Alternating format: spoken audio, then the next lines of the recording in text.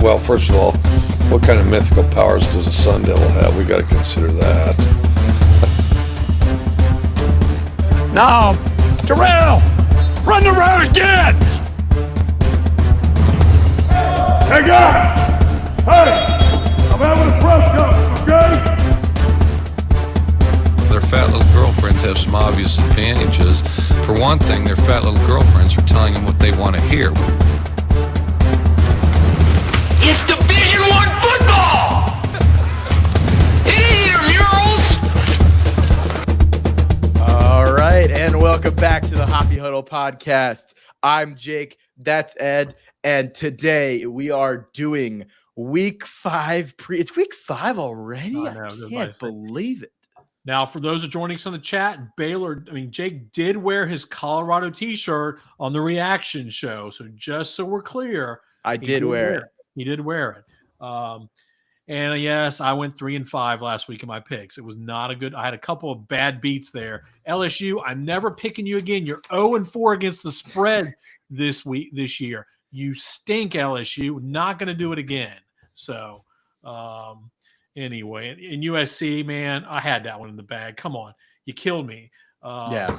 The bad, and the couple others were pretty bad. 3-5. This week I'm going to be better. This week's picks will not be 3-5. Absolutely. I went 3-4 last week. It was the two alternate Tennessee stuff that did me in, the alt spread and the team total over. I'm never betting alt spreads again. I apparently have no idea what I'm doing because otherwise I would have broken even.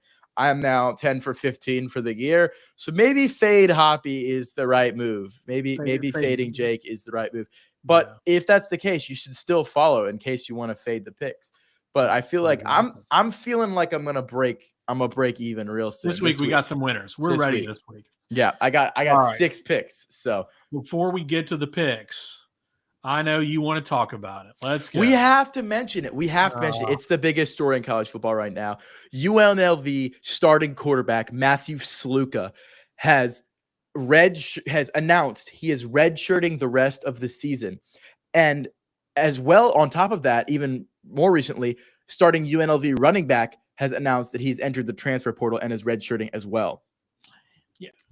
Yeah, this is interesting. First of all, do you realize UNLV's ranked for the first time since 1984? Crazy. And they're starting QB leaves. Just flat out leaves because he didn't get his NIL bag.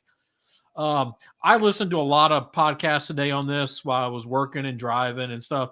And I'm kind of sick of hearing about it, but I've got a take. What's your take, Jake? My take is this. We have no idea who's telling the truth here.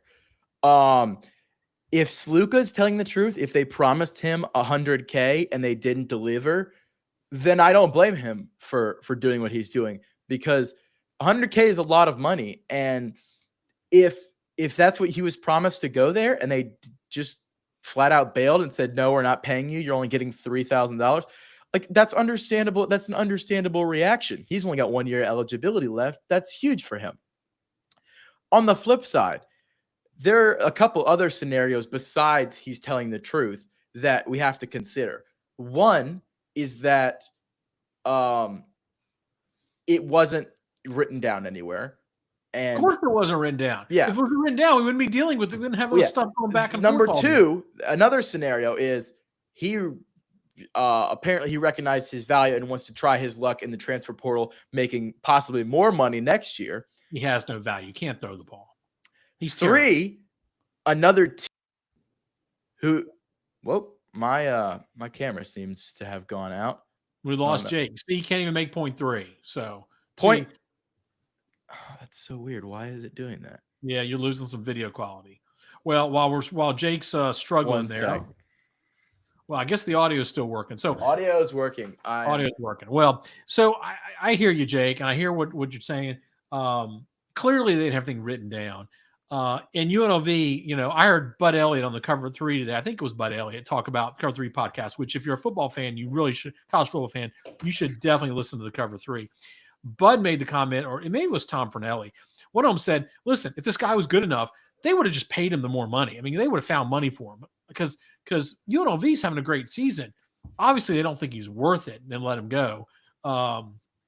Nothing was probably written down. So, this This is embarrassing for UNLV. It's embarrassing for the player. But I don't think this is going to be the last time we're going to see something like this happen in this day and era where you have NIL money. I saw someone post, I think Brett McMurphy posted this not too long ago. This wouldn't happen in the SEC. Do we remember Jaden Rashada? Do you remember the University of Florida? This is just exactly a little different circumstances, but similar. When you have this NIL stuff, man, you better get it in writing. You better get that contract on the table and make sure you get your money, or don't sign the deal. If you got a better deal, take it where you've got money on the table in writing. Anyway, I think we may. there. Yeah, we're having a camera issue, so they just get to see me tonight. Great. Now we've lost Jake completely. I think Jake's going to come back in a second. I assume we're still recording. So anyway, I don't know that we're going to talk a whole lot about that any further. Yes, a full edge show. This is what I've been dying to get my hands on. Just me talking for an hour. But Jake wanted to talk a little bit about it. The other news that just broke a little while ago, Bear Alexander, a former 5-star recruit, was originally committed to Georgia, signed with USC, also is going to redshirt. We've got him back. We're back. Jake, did you see where Bear Alexander, USC? I did. I saw Bear Alexander. Yeah. He's redshirting, is also probably going to hit the transfer portal. And again, he tried to extract more NIL money this past spring. He's been phased out of USC's defense. So again, another player who maybe just not getting the playing time he wants, maybe he's not living up to his 5-star potential, is getting out of USC. So another, you just don't know this time of year. You got a question if people are injured, if they're really not happy. This is the world we live in now in college football. It's not just as pure and innocent as we ever thought it was. Maybe it never really was to begin with. But yeah, I agree. I was going to say the third scenario is, this is just me purely speculating. Ed's looking handsome tonight. No, I'm not group chat, but hey, go Atlee Raiders. So purely speculating. There are a couple teams out there that do not have quarterbacks that would really like a running quarterback. No, I'm not going to name names, but does Michigan quarterback Matthew Sluka next year? He can't throw. Neither can Orgy. That doesn't seem to be a problem. No. But Orgy's a better upgrade now. Can we move on to previews this week? All right. This is the Matthew Sluka show. Come on, let's move on. Okay. Let's talk about some actual real life football. There you go. All right. Let's go. We got a good weekend. Where do you want to start to this week, week 5? I was really thinking that we start with the Air Force Wyoming game. I'm just kidding. Come on, there's only one game this weekend. Field hockey game I just came. There's only one game this weekend that we need to start with. It's the biggest. It's the baddest. You guys are all tuning in. It'll put up NFL numbers. It's Georgia at Alabama. And oh man, is this a blockbuster matchup? Yeah, this is, normally we're lucky to get this every few years. Generally, maybe we get this in SEC championship. We've had a repeat in the national championship, but we get this in September. So this is pretty cool. Is this basically a pick'em game? Yeah, it's 1.5. All right. We haven't seen Georgia. Georgia's the higher ranked team. Georgia has, I think they blew the doors off Clemson, which looking back now, you're thinking, that's a pretty good victory. But we've seen them struggle a little. We saw them struggle against Kentucky. So we're not certain what we're getting. I think what's been consistent with Georgia has been their defense. The defense has looked outstanding. Yeah. They just really haven't let anybody score. I think our question marks are on the offensive side. Where are they going to? They haven't really – can they run the ball effectively against a good team? Can they pass the ball when they need to pass it in 3rd and long? I think these are questions we don't know yet. And then you're going against an Alabama team, which we think they figured everything out in the offensive line, at least against the Wisconsin game. Both teams are coming off a bye.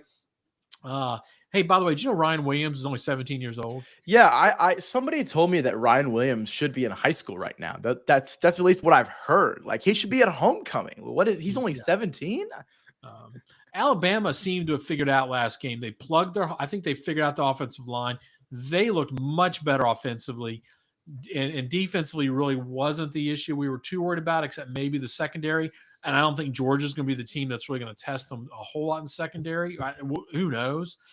This is going to be an exciting matchup. We got Jalen Milroe, Carson Beck, Jake, what are your thoughts on this matchup? So my thoughts on this are both of these offenses are not as good as they have been in previous years for these teams. And so my kind of thoughts is I actually think this will be a little bit lower scoring than people imagine. I don't have a bet on this game because it's too big of a game. There's too much craziness. There's not really an edge to be found in this type of game. But I will say I do think it's going to be a bit lower scoring. Carson Beck doesn't really seem to have the explosive weapons or the ability to connect with them that he's had in previous years. And Alabama does have the Milroe to Ryan Williams connection, and that's big. But again, who have they really played defensively? Like Wisconsin's defense is pretty awful. It's not like USF is a real barn burner. Like, so and their offense did score a lot of points, but it's against who? So I'm not besides Ryan Williams, the receivers are pretty weak. And Milroe, if they force him to throw some of the mid to short range stuff, is he going to be that accurate? I'm not sure. I think they're going to really DeBoer will run Milroe in this game, in my opinion, because I don't know. I just think that that's the way that they can outbalance Georgia, because Georgia's probably going to double Ryan Williams. And then who do they throw the ball to? Most of the other receivers haven't really been getting separation against bad teams. So I think they'll do a combo of running Milroe and throwing to Ryan Williams. And I think it's just going to be a bit lower scoring. I think it's a couple, like 2 or 3 breakout drives will probably decide this game. And I just a coin flip. I don't know. I'm going to go. I lean Georgia just because I think their defense is much better than Alabama. Alabama's corners and their secondary have really been kind of weak against their competition. Well, again, you're wrong, Jake. Georgia's Really? not going to win this game. Yes, Alabama's going to win this game, and I'm going to tell you why. I think you started to see signs in that Wisconsin game of Milroe starting to get a Kalen DeBoer offense. And you got to go back. Kalen DeBoer, take out Michael Penix. Kalen DeBoer's history has been with quarterbacks that can run. And I think he's now just starting to unleash that tool with Jalen Milroe. We're not going to see Jalen Milroe throw the ball 50 times a game. That's not who he is. And that's not who Kalen DeBoer is. I think Jalen's starting to get more comfortable in his offense. And you go back to last year, the SEC championship game. Isaiah Bond had a huge game against that Georgia defense. I think you're going to see the same thing with Ryan Williams this time. On the flip side, I don't see yet where the Georgia offense has come along far enough in the season to score enough points. I think Alabama's the better offense. I'm going to go with the better offensive team at this point in the season. Now, go to December, if they re-meet in the SEC championship, or if they meet in the playoffs in December, we could see a different Georgia team. I could see a different outcome. I think at this point in the season, home game at Bama with the better offense. At this point, I think Bama wins this game, but I'm not betting it. I think anything could happen. Yeah, I agree. Not really, but I agree anything could happen. But you're wrong, yeah. So that's okay. Maybe. I don't know. Like I said, this is kind of a flip a coin game. But this is not one of my 8 picks. So I do think it's me neither. Me neither. I do think it. I'm just hoping for an exciting game. This is the ABC. This will be Herb Street, won't it? Herb Street. Oh, I'm sure. Yeah. I'm sure. Okay. Man, wish this was a Gary Danielson special. I just love listening to Gary talk about how great Bama is. Yeah, I mean, we really, really, really missed the. All right. Well, let's go to another ranked matchup. Let's stay with ranked matchups. Let's talk about Louisville versus Notre Dame. Louisville, Notre Dame. Yeah, so I actually think the wrong team is favored in this game. So Notre Dame is favored by 6.5, and I think Louisville will win outright. Whoa! Yeah, we agree on a game. We agree. That never happens. Give your reasons, then I'm gonna give mine. So okay, yeah. So first reason. Did you see Notre Dame play NIU? That's my first reason. Okay. And now more seriously, my second reason would be I think the in-game coaching advantage goes to Jeff Brom by a landslide. Yeah. I think he is vastly superior in game, and his offensive scheme is he'll be able to scheme stuff up against. I know Notre Dame's defense is good, but I think he'll be able to scheme stuff up against them. And and Tyler Shuck is, I think, actually pretty good in that system, and he's played pretty well so far. I think he has the second or third highest QBR in the ACC. And no interceptions yet. Interceptions yet, which was his problem at Texas Tech, along with injury. Well, injury, yeah. So, that's kind of what I think. I think really it comes down to coaching, and I think Brom is the superior in-game coach for sure. Yeah, this is one of the underdogs. Now, I think Louisville will win outright, but I also like just Louisville plus 6.5. This is one of my 8 picks this week. Take the points with Louisville. And you're right, Tyler Shuck is healthy. That is the difference in this ball club. Jeff Brom, a healthy QB. When Tyler is healthy, he's good. That's always been his problem, staying healthy. Flip side, I don't have faith in Riley Leonard. I really don't. I mean, I think if they run the ball, but he hasn't shown the ability to pass the ball. How Notre Dame's going to win this game is if they can get up early and they can run the ball and they can control the clock. That's the way Notre Dame is going to win. But if Louisville can get out to a start, now I don't like the fact last year Louisville embarrassed Notre Dame at home at Louisville. This game is on the road. Crazy things happen in Notre Dame Stadium. The luck of the Irish is alive. But I just think right now, and yes, I know Louisville really hadn't played anybody, but so is a lot of teams. Notre Dame beat a bad Texas A&M team with Connor Wegman, lost, was a 4-touchdown favorite against Northern Illinois. I mean, most of these teams haven't played a lot of people at this point. I just think Louisville looks pretty good. And remember, they got Alabama wide receiver transfer Ja'Cory Brooks, who's been pretty effective so far as well. Ja'Cory Brooks has been very effective. That's Tyler Shuck's favorite target. Yeah, they've looked good. So I do like. I'm with you. I think Louisville will probably win this game outright, but I've definitely got them plus 6.5. Marcus Freeman also makes dumb in-game decisions. Yeah, well.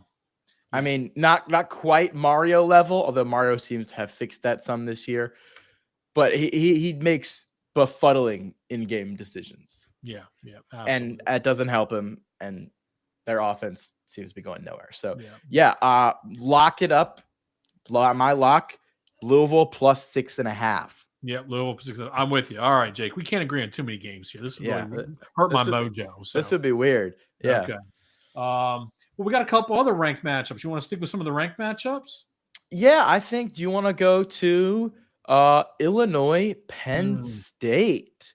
Shout out to former athlete Raider Tyler Warren there, who I think was on a semifinalist for one of the tight end lists today. I forget the name of it. I saw him out there, which is good for him. So, yeah. So I think Penn State hasn't really been tested. I think West Virginia is not that good. And I think that Illinois will keep it close, which is why I'm taking Illinois to cover. Oh, geez. This is going to be a bad night tonight. Why? Illinois is a 17.5-point dog, and I'm going to take Illinois as well. Plus 17.5. I'm telling you, Luke Altmaier and that defensive line, man, like they're a good team. They play good, solid football. Luke Altmaier's efficient. I mean, he's completing 71% of his passes. He looks good. I mean, they're not beating themselves with stupid penalties. The defense is. I mean, this looks like, again, they don't have the talent of Ohio State, but this is a solid football team. And I don't know whether Illinois is going to beat Penn State. Let me be very clear. I'm not sure about that either. I think the 17.5 line is too big. I think Penn State. I think that's a manageable number when I'm looking at it. Yeah, you give me 17.5 points against Illinois, which has kept, played Nebraska close and won. Like, I think their defense was. Penn State has not shown really the ability to take over a tough game and with that offense. So they've done it defensively, but not with that offense. And so it's closer. I think this game will be lower scoring. Yeah. And so I like Illinois plus the points. Yeah, Illinois' defense is 15th on a points per game out of 134 schools in Division One. And I think good. that's why I think it's going to be close. The Illini are good. I think Penn State will probably win the game, but give me 17.5 any day. And those are the only two underdogs I'm taking all week. So that's if that gives you any indication of some of the bets I'm looking forward to. Yeah. Okay. Speaking of underdogs, well, let's go to the other ranked matchup, and then we'll get to some other ones. So okay. Yeah. So the other one, the other big one, the battle for survival in the Big 12. Yes. This rounds out the kind of or doesn't, I guess not technically rounds out, but this is Oklahoma State at Kansas State. Loser probably doesn't go to the Big 12 title game. So probably not. Yeah. This is going to be, you think they're going to run the ball at all in this game? You think the running game will be featured in this game at all? Yeah. I don't know. But absolutely. Yeah, it's I like Kansas State here because I think Oklahoma State is not good. I think they're not a good football team. They have not shown the ability to consistently score. They beat Arkansas on a fluke while getting outgained by like 380 yards. They did nothing against Utah except the garbage time touchdown. Ollie Gordon is averaging like 3 yards a carry. Their O-line can't run block. And you definitely don't want to put the game on seventh-year quarterback Alan Bowman. Yeah, 78-year-old quarterback Alan Bowman. Like, I know it's a Mike Gundy team, and so you can never really count them out, but I just don't think they're that good this year, despite bringing so many people back, which is really confusing to me. But yeah, and you got to remember, listen, you know my preseason pick for the Big 12 was Kansas State. Yes. Kansas State stumbled last week at BYU, BYU is now a ranked team, by the way. I think BYU is actually decent, yeah. I think BYU is decent. And also, you go back, we talked about this on our reaction show. Kansas State outgained them. There were some fluky things that happened in that game a little bit. Again, BYU deserved Provo at night. Provo at night. BYU deserved to win. I think things reset themselves this week. I think Kansas State's a better football team than Oklahoma State. Kansas State, they're a 4.5-point favorite. I think Kansas State, that's one of my. Who on Oklahoma's defense is going to stop Avery Johnson? Nobody. Yeah. So I think Kansas State gets it right this week. They're at home, and then I think it is right. I mean, Kansas, and it's a must win for both of these teams. And I don't think Oklahoma State really thinks they're going to win the Big 12. I think Kansas State believes they can win the Big 12. Yeah. And we talked about this on the reaction show. If they win this game, the rest of their schedule is pretty set up pretty nice. Yeah. Where they can go on a run here, get some confidence till they get to the last game of the season against Iowa State. And that could really be almost a play-in game to face Utah the way it looks like. If we don't count out UCF, we'll get to them later. I am actually taking K-State to cover this 4.5-point spread. So, yeah, I am. Lost your camera there for a sec, but hold on. Let me see. Hold on. You're back. You're good. Are you back? Is my mic good? Yeah, we can hear you. Okay.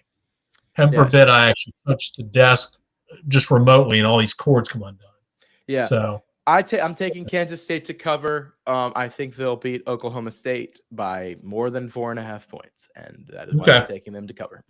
Yep, I got Kansas State. Okay, good. All right, where do you want to go next?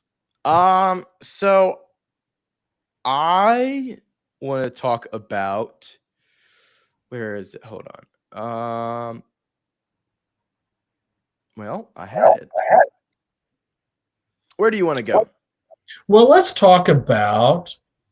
Let me get on my list here. Let's look at Ole Miss. Let's go to the SEC. All right. Ole Miss is playing. Let's see. Hold on. I've got it here. Kentucky. They're a 17.5-point favorite. I think now we're going to start to see Ole Miss fine. Ole Miss has had a weak schedule, really weak schedule. They have. And so now we're going to start to get into the teams that, at least the SEC teams they should beat up. 17.5-point favorite. I still think Ole Miss is a pretty good team. I think I said on the reaction show the other night, they're one of those teams that we think that we don't know is very good, but we think is good. It's time to prove it this week, Ole Miss. I believe they're good. I think they're going to cover 17.5, and this starts a run, I believe. Ole Miss has got some hard games ahead, but you've got to show me this week, and I believe they will, 17.5. I don't agree. I'm not betting this game, but I disagree with you. I do not think Ole Miss will cover against Kentucky. Kentucky's defense seems to be pretty good. They've got legit dudes on the defensive line. I think Ole Miss hasn't played anybody, and I think this will be a challenge for them. I think Ole Miss will come out victorious, but I don't see them covering here. I'm not super confident either way, though, which is why I'm not betting it. Okay. Let's stay in the SEC and go to another game which I think could play into do these teams make bowls, and that's Auburn, Oklahoma. This is Oklahoma's first trip to Jordan Hare as an SEC member. This is a big game for both. Oklahoma has benched Jackson Arnold. They're going with Michael Hawkins now as the quarterback, and I think this effectively probably ends Jackson Arnold's career as an Oklahoma Sooner. I can't imagine they want to go back to him. And at the end of the year, now whether he plays this year again or not, who knows? But he probably will not come back. Auburn is having all kinds of quarterback issues. Can't find anybody to play the position effectively. They're turning the ball over.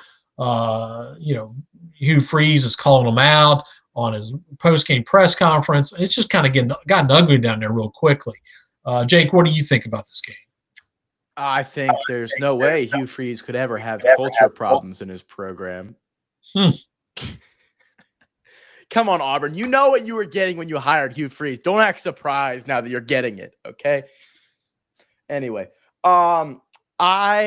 this is a kind of crapshoot game, but not in like the fun, it'll be exciting way. I think this game will kind of be a slog. It's kind of I think if Hawkins is as good as Oklahoma seems to think he is, they might blow Auburn out. But I don't think it's gonna be that great a game. I think, like Oklahoma's gonna play hard, and Auburn will too, try for that bowl eligibility, which is crazy to say. But in the new conference, there's just not enough wins to go around, so you're gonna see more teams like this. Games you thought might be winnable at the beginning of the year, all of a sudden look really difficult. I'm worried about Auburn's defensive line. I think that's been a weakness for them. So to me, if Oklahoma has some success running the ball early in the game against that defensive line, that's going to open it up for Hawkins in the passing game. I think that's what you got to watch. It's kind of going to be the battle of mid. Oklahoma's mid offensive line versus Auburn's mid defensive line. Yeah, and so which one will be slightly less bad? Yeah. So if they have some success running the ball, I think it's going to be lights out. And then you look at Auburn their offense hasn't been terrible. Problem is they've been turning it over too much. So can they not turn the ball, or can they not throw 3 or 4 interceptions a game? If they go to 0 interceptions, I think they can beat Oklahoma. I just don't believe, based on what I've seen between their defensive line and the turnovers, that they can just immediately correct those problems, because they haven't all year. Oklahoma's a 2.5-point favorite. Give me Oklahoma minus the 2.5. Okay. Yeah, I also don't have a bet on this one. Don't really know. So yeah.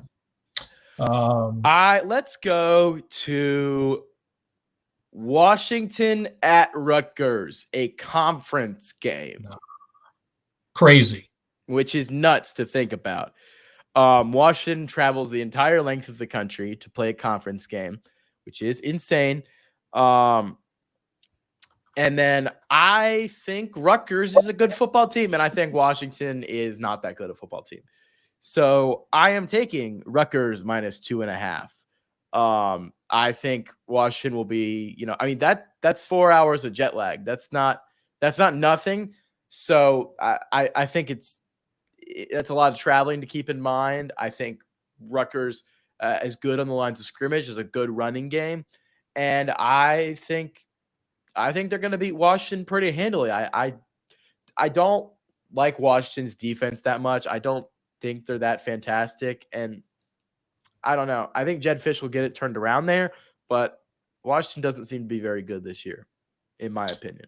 No, I think they're going to be fighting for bowl eligibility, and And we know what we're getting out of Rutgers. I don't think it'll be a high-scoring game on either side. But I do think you're right. I'm more interested in the other Friday night matchup. Let's talk about Virginia Tech versus Miami. Yeah.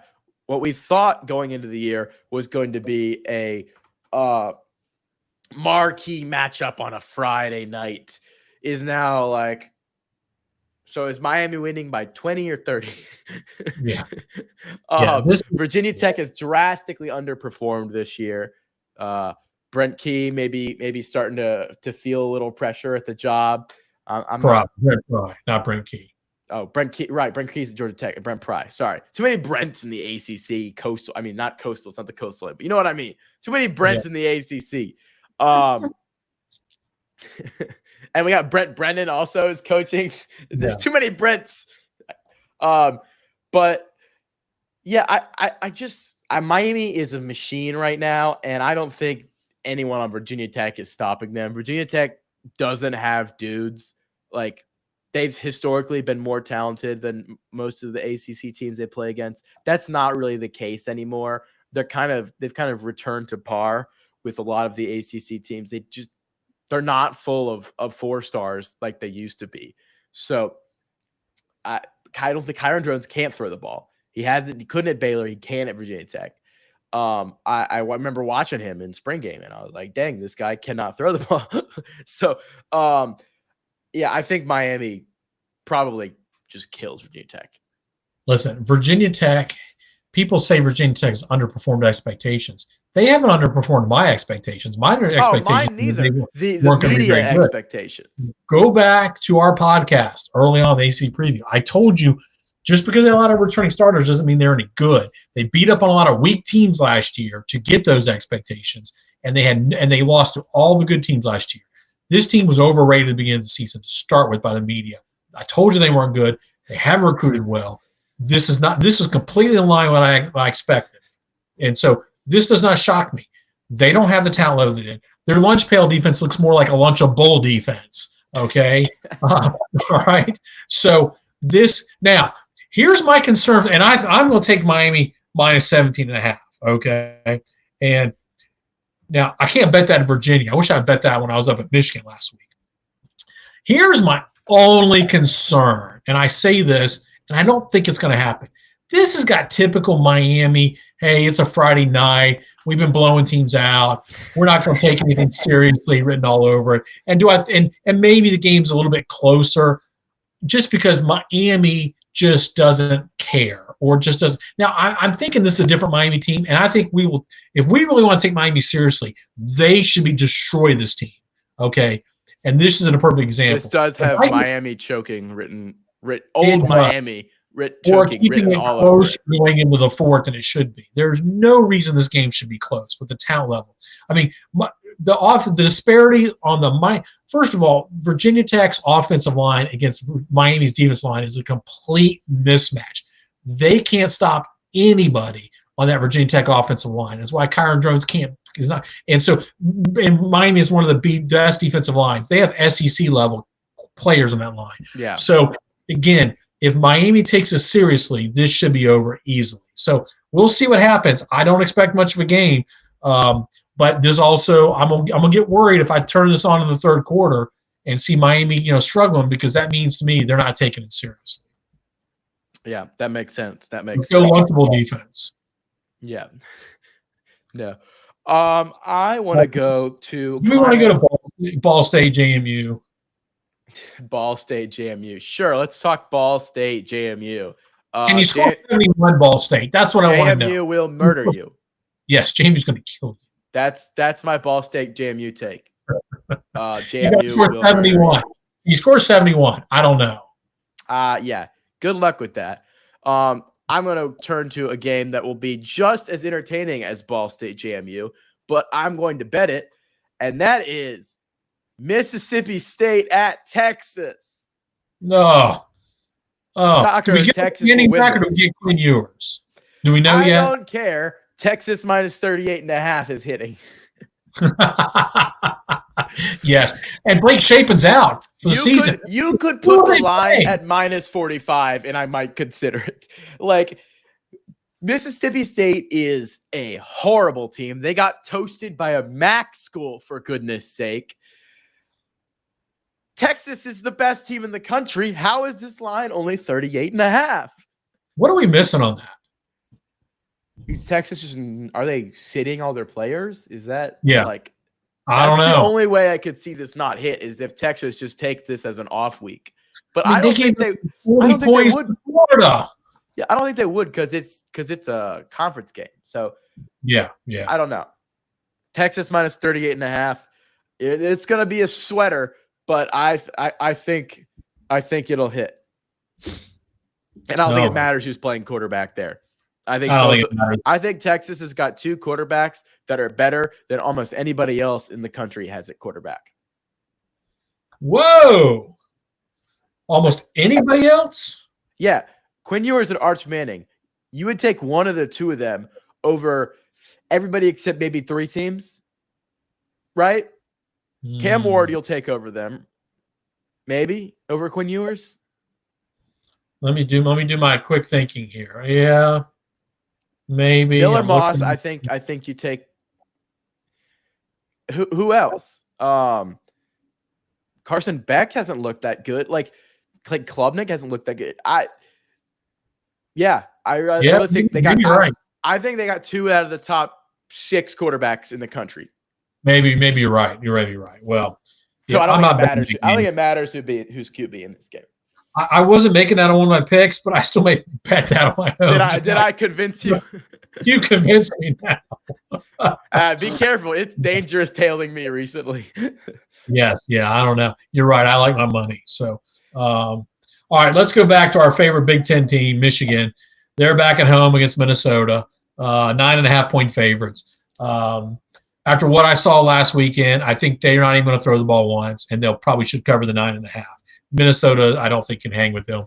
I think they're not. They're just going to run the ball down Minnesota's throat and play defense, and that should be enough to get at least 20 points, and Minnesota will be lucky to score 10. There you go. 20-10 is the final.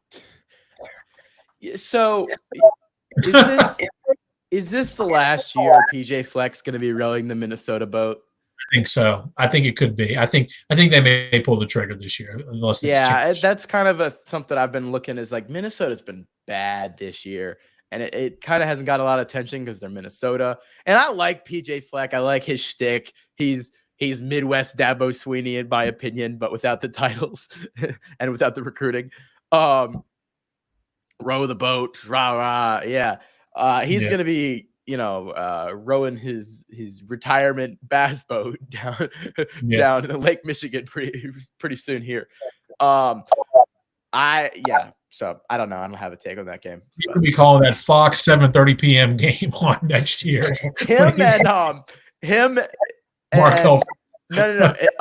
Who's the guy that got to do the Friday night game? That's him and Chris Peterson are doing the Friday night Fox game halftime show.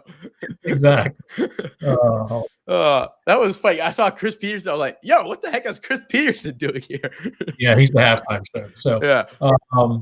All right, let me look at a couple more games. Iowa State is a 13.5-point favorite over Houston. That's another line I just can't believe. Like, Houston is really? Wait, really? 13.5. That's legitimately – Houston's legitimately bad. Huh. I mean, Iowa State doesn't tend to score a lot, so that unless you play Arkansas State, sort of made sense. Yeah, unless you play Arkansas State. I don't know. I don't have a good read on Iowa State, so you've bet like the Iowa State game like 2 weeks in a row. I'm just staying away from it. Yeah, I know. I'm betting them again. I'm taking them to cover this week, 13.5. Okay. I believe in. So, okay. And that'll do my picks for the week. We haven't touched on a couple of the other Big 12 matchups, which I find a little spicy. First of all, let's talk about your Baylor Bears. Must win for Miranda this week, isn't it? I mean, I think it's a must win. I don't think it matters long term. You don't think so? I think you. I think they need 7 wins for Dave Miranda to stay. I think. Does that count the bowl? Counting the bowl. Counting the bowl. Okay. I don't think it's happening. Now, I think Baylor can beat BYU at home. Baylor has, even with this bad season, Baylor has still maintained a pretty good home field advantage. The student section has been rocking every week from the videos that I've seen. I kind of don't.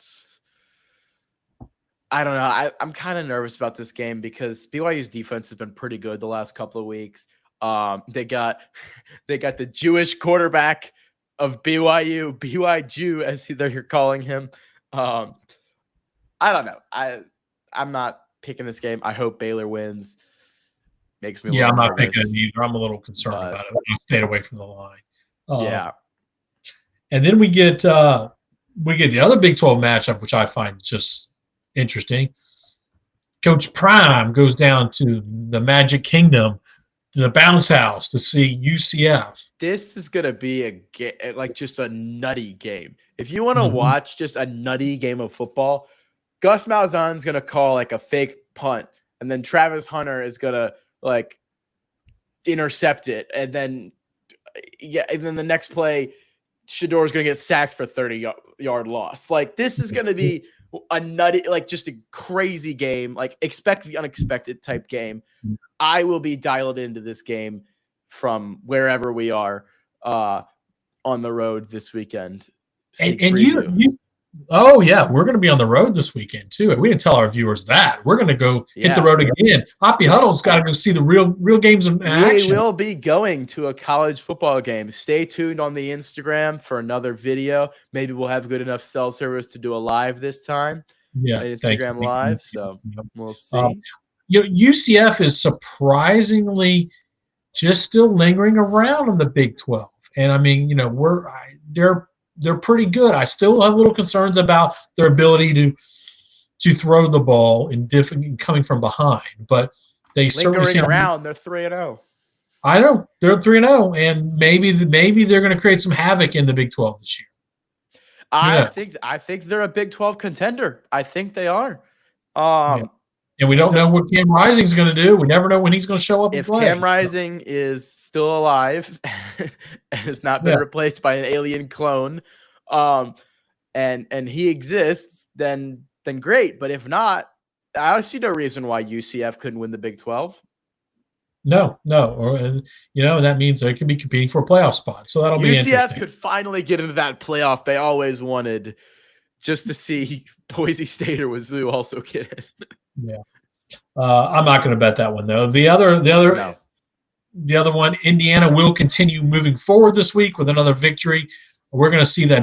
We're going to see Indiana get to that Nebraska game undefeated. I just have a feeling they're going to beat Maryland this week. Yep, they're at home.